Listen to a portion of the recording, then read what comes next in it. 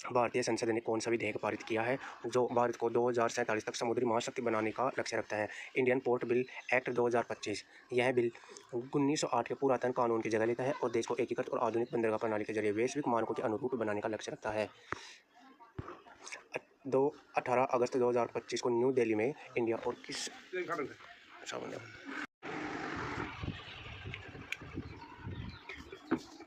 18 अगस्त 2025 को न्यू दिल्ली में इंडिया और किस देश के विदेश मंत्रियों की बैठक हुई, जहां यह संदेश दिया गया कि दोनों देशों को प्रतिद्वंदी नहीं बल्कि साझेदार के रूप में देखना चाहिए? आंसर इसमें चीन है।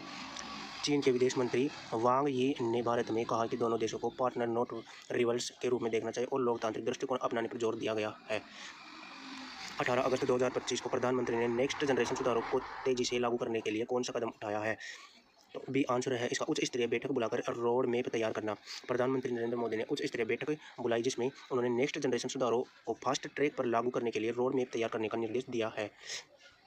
नासा ने चंद्रमा पर किस वर्ष तक न्यूक्लियर रिएक्टर शुरू करने की योजना बनाई है? 2030 तक योजना बनाई है। आर्टेमिस कार्यक्रम के तहत नासा 2030 तक चंद्रमा पर न्यूक्लियर रिएक्टर स्थापित करने की योजना बना रहा है। विशेषतः दक्षिण ध्रुवीय क्षेत्र में टिकाऊ उपस्थिति और संचालन के लिए बनाया गया है।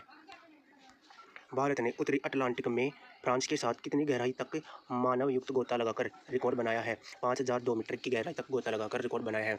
5002 मीटर। इंडिया ने डीप ऑक्सीजन मिशन के तहत फ्रांस के सहयोग से मानव युक्त गोता लगाते हुए 5002 मीटर की गहराई तक पहुंचकर रिकॉर्ड स्थापित किया है।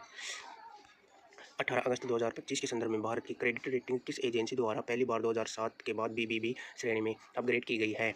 Answer C SP global. SP ने भारत की संप्रभु क्रेडिट रेटिंग BBB में बढ़ा दी है, जो 2007 के बाद पहली बार हुआ है।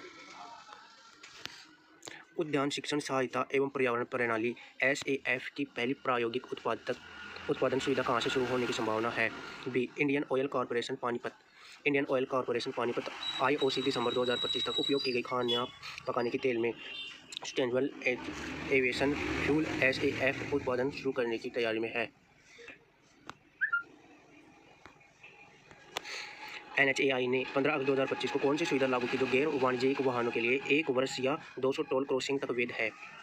फास्टैग एनुअल पास। यह सुविधा 3000 के एक मुफ्त शुल्क पर 1 वर्ष या 200 टोल क्रॉसिंग तक वैध होती है और NHAI द्वारा 1150 टोल प्लाजा पर लागू की गई थी। पंजाब में ड्रग और हथियार तस्करी के खिलाफ सीमा सुरक्षा हेतु किस उच्च तकनीकी प्रणाली की तैनाती की गई है?